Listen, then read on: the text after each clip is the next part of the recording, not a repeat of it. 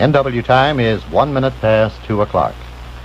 And now, reporting the news from our newsroom, Shervin Tragg.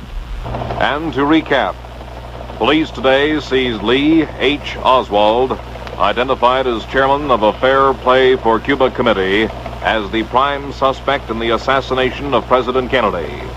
Police said Oswald, 24 years old, was accused in the slaying of a Dallas policeman shortly after the shooting of the president. Police Captain Pat Cknw said the suspect was an employee in the building where a rifle was found. Cknw said the suspect had visited Russia and was married to a Russian. This has not immediately been confirmed. Oswald was pulled screaming and yelling from the Texas Theater in the Oak Cliff section of Dallas. He brandished a pistol, which officers took away from him after a scuffle. A policeman who was cut on the face in the scuffle quoted Oswald as saying, "Well, it's all over now." A large crowd had congregated around the theater and witnessed the arrest. Police had to hold the crowds back because many apparently connected with the arrested man with the slaying of the president. The officer who was slain, J.D. Tippett, had been killed by a man answering the description of Oswald in the neighborhood just a short time before. Recapping the tragic news of this day, President Kennedy is dead, assassinated in a burst of gunfire in downtown Dallas. Texas Governor John Connally, riding in the famous bubble-top presidential limousine, the top down, also was shot and seriously wounded. The 46-year-old president was shot through the throat and head, possibly by the same bullet. The attending surgeon, Dr. Malcolm Perry, said there was an entrance wound below his Adam's apple. There was another wound in the back of his head. Connally was hit in the head, wrist, and leg. As the car carrying the Kennedys and the Connollys neared a triple underpass, 3 bursts of gunfire were heard. Mrs. Kennedy cradled her husband's head in her lap and shouted, "Oh no." The First Lady was not hit. The president's blood-spattered car cut out of the motorcade. It raced behind screaming motorcycle police sirens to Parkland Hospital in Dallas. 2 litters were brought out, 1 for the president, 1 for the governor. Mr. Kennedy was conscious as he was carried into the hospital. Father Hubbard from Holy Trinity Roman Catholic Church was called. He administered the last rites of the church. Mr. Kennedy lived 30 minutes after he was cut down. The time of death placed approximately 11 a.m. Vancouver time. He was the 4th U.S. president to be assassinated while in office. President and Mrs. Kennedy were nearing the end of a 2-day tour of Texas. They and their party landed at San Antonio yesterday, went to Houston, then flew to Fort Worth last night. They flew to Dallas this morning and were en route to a presidential speaking engagement when the assassin's bullet struck. They were to have flown to Austin, the state capital, for a dinner tonight at the governor's mansion.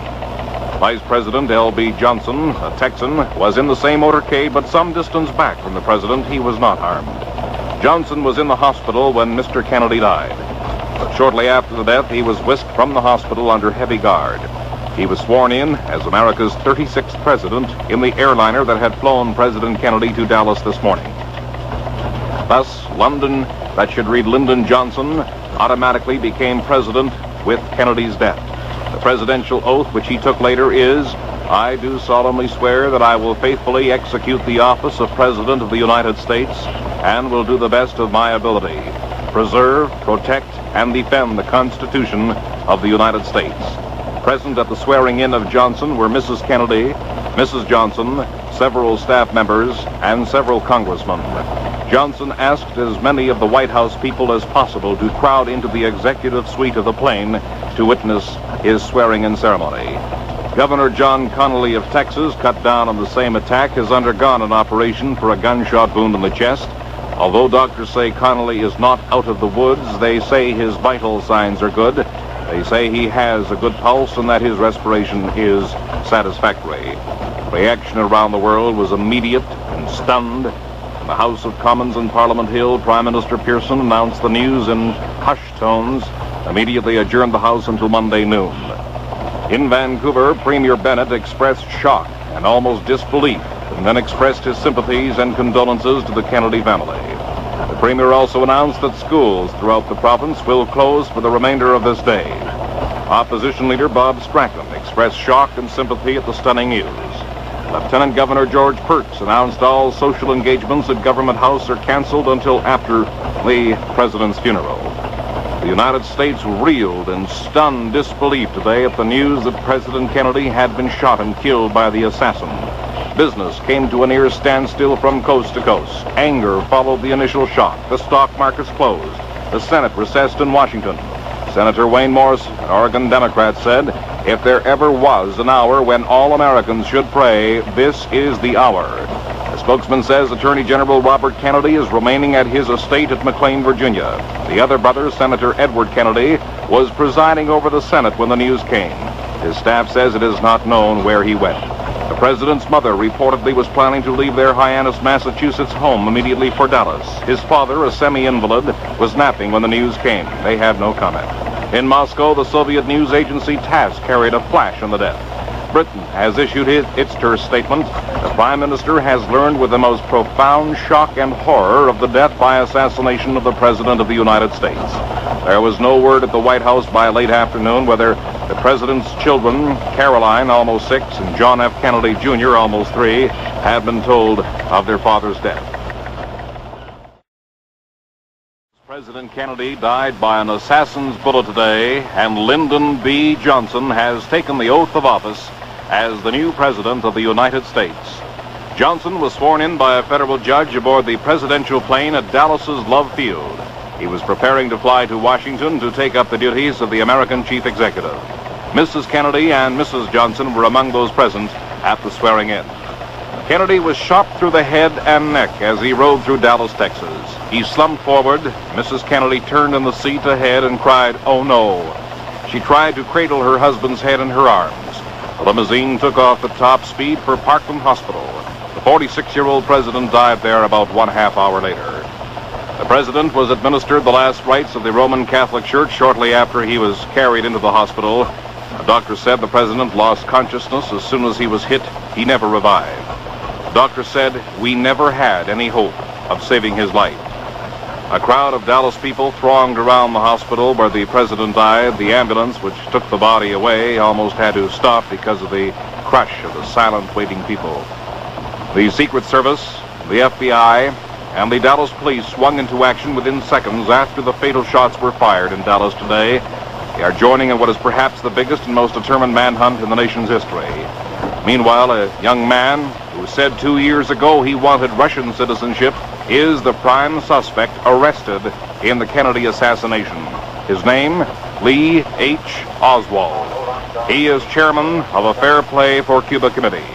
He was pulled screaming and yelling from a Dallas theater shortly after a Dallas policeman was shot to death. The policeman died in trying to arrest Oswald, a resident of nearby Fort Worth, Texas. Oswald returned to his Fort Worth, Texas home from Russia last year after having been in the Soviet Union since 1959. He spent his time in Russia working in a factory in Minsk, left only after he apparently became disillusioned with life under communist rule. He had gone to Russia after his discharge from the U.S. Marines and announced he wanted to remain there. After having a change of heart, however, he applied for a passport in the autumn of 1962, saying he wanted to return to the United States with the Russian wife he married in the Soviet Union. They have an infant child. The passport was issued and the Soviet authorities granted exit permits for him and his family. It was in 1959, after he had defected to the Soviet Union, that Oswald told American embassy officials that he had applied for Soviet citizenship. Oswald worked in the building from which the shots were fired. His supervisor said he was there at noon but lost track of him from then on. The building was the Texas School Book Deposition Building, where a 765, that should read 7.65, German-made Mauser bolt-action rifle was found after the assassination of Mr. Kennedy. According to police, the suspect fired at policeman J.D. Tippett and another officer. Tippett was killed. Oswald put up a fight but was subdued outside a theater as a crowd of 600 people watched. He's a former Marine, described as a self-styled communist, who once renounced his American citizenship and tried unsuccessfully to become a citizen of Russia. Police say Oswald is being questioned both for the assassination of President Kennedy and the slaying of the Dallas policeman. Meanwhile, the president's body is being returned to Washington tonight. Officials at Andrews Air Force Base near Washington say the presidential plane, the big jet in which the chief executive rode so often, is due to land momentarily. It's announced in Washington that the president's body will lie in state at the White House tomorrow, and it's understood the funeral will take place in Boston. Governor John Connally of Texas, wounded by the same sniper who killed the president, is described now as being in satisfactory condition. An aide said he was wounded in the right arm, in the right leg, and in the back. Caroline Kennedy, who observes her 6th birthday next Wednesday, and her brother John Jr. were in the White House when their father was killed in Dallas. John Jr. observes his birthday Monday. He was born shortly after the president was elected. It is believed that Mrs. Kennedy will be the one to tell the children of their father's death. Earlier this year, the Kennedys' infant son died 2 days after he had been born. The Mexican border was sealed immediately after the assassination of President Kennedy. The Organization of American States summoned its Executive Council for an emergency meeting in Washington. Major stock and commodity exchanges in this country and the U.S. closed quickly after the assassination, but before the close, prices had gone into a tailspin. Overseas, Vatican City, Pope Paul prayed for the soul of the dead American president. The pontiff deplored the assassination and praised Mr. Kennedy as a great statesman. The U.S. Senate was in session when news arrived that the president was shot. It adjourned after a prayer. A chaplain, the Reverend Frederick Harris, prayed that the senators and the people of the country be strong and steady and that God save the state. In Ottawa, the Commons adjourned until Monday out of respect. Prime Minister Pearson, Opposition Leader Diefenbaker, and other party leaders spoke briefly in tribute to the late president. All said the Canadian people share the sorrow of the U.S. Mr. Pearson said it is a tragedy for all of us. Provincial reaction to the shocking news was immediate and stunned. Premier Bennett said, "We in BC feel this loss as he was always a good friend to our province and to Canada. He was a great world statesman and a good friend." Opposition leader Bob Strachan said Premier Bennett was speaking for all parties and all the people of BC. The Premier also asked that all schools in the province be closed for the remainder of this day. The flags on top of government buildings will be flown at half-mast. The Lieutenant Governor has canceled all social engagements until after the presidential funeral. Government offices, however, will not close today. Opening of the new John Henderson Elementary School in Vancouver will go ahead as scheduled. Lyndon Johnson made his first statement as U.S. President after flying in from Dallas with the sad cargo of the presidential plane. The bronze casket was placed in a military ambulance to be taken to the Naval Hospital at Bethesda, Maryland, where it will remain tonight. Mrs. Kennedy stepped into the ambulance, and at 3:10 p.m. Vancouver time, the ambulance carrying Mrs. Kennedy and the body of the president began its trip to Bethesda Naval Hospital. A funeral cortege of 4 or 5 black limousines followed the ambulance from the field. After the hearse left the apron of the airport, President and Mrs. Johnson descended the stairway of the plane and approached a bank of microphones being lined up on the edge. Leading members of the House and Senate walked up to President Johnson and shook his hand. Before beginning his talk, Johnson pulled his wife closer. Then, with a grim expression on his face, he began slowly his first statement as President of the United States. Johnson said, "This is a sad time." He said the country has suffered a sad loss, and he has suffered a personal one. The world shares the loss, he said, with Mrs. Kennedy. He went on, "I will do my best. That is all I can do. I ask your help and God's." After his statement, Johnson spoke briefly with congressional leaders. Then Johnson slowly made his way through the crowd to the presidential helicopter, shaking hands with a few friends along the way. With Mrs. Johnson leading the way, he climbed into the helicopter and soon was on his way to the White House. Kennedy's body will lie in repose at the White House tomorrow from 7 a.m. until 3 p.m. Vancouver time for viewing by the president's family, high officials of the government, and the diplomatic corps. The general public will not be admitted. It was the expectation of high government officials that the body will be taken to the Capitol building Sunday, but arrangements are not yet definite. The funeral probably will be in Boston.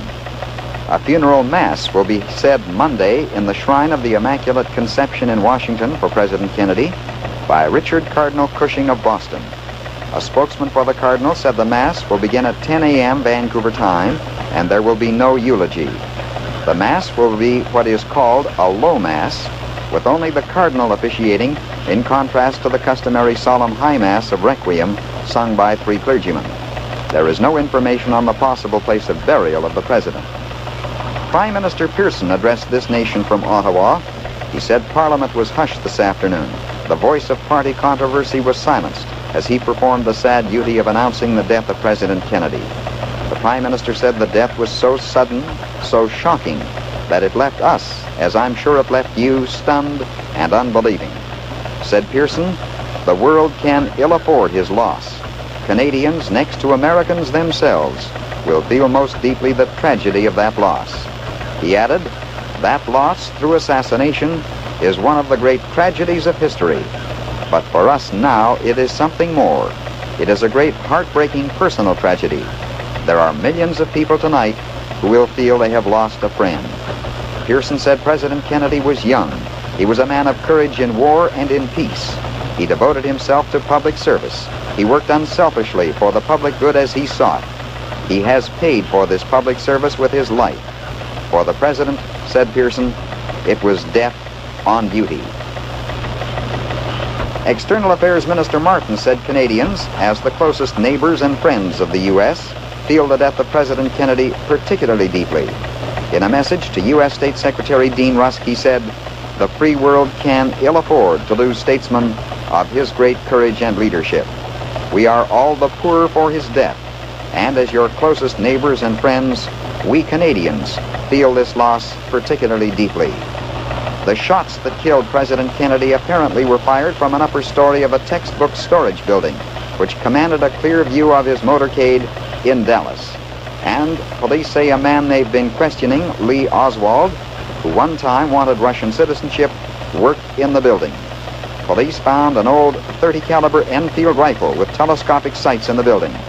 There were also spent cartridges and scraps of fried chicken. The rifle was partly hidden beneath books on the 2nd floor of the 5-story building. A Dallas photographer said he looked around as he heard the shots and saw a rifled barrel disappearing into the upper floor window. He did not see the gunman. Oswald was arrested in another section of Dallas after the shooting. After 2 hours of police questioning, he still was denying any connection with the assassination of President Kennedy. Reaction in BC to the shocking news was immediate and stunned. Premier Bennett said, we in British Columbia feel this loss, as he was always a good friend to our province and to Canada. He was a great world statesman and a good friend. Opposition leader Robert Strachan said Premier Bennett was speaking for all parties and all people of BC in his expression of shock and sorrow over the death of President Kennedy. The Premier also asked that all schools in the province be closed for the remainder of today. UBC also canceled classes. Memorial services will be held 12:30 Tuesday in the UBC Armory. The flags on government buildings will be flown at half-mast, and the Lieutenant Governor has canceled all social engagements until after the presidential funeral. The Western Hockey League games tonight have been canceled. Now a look at the weather. Cloudy with a few showers tonight and tomorrow and milder. The current reading is 42 degrees.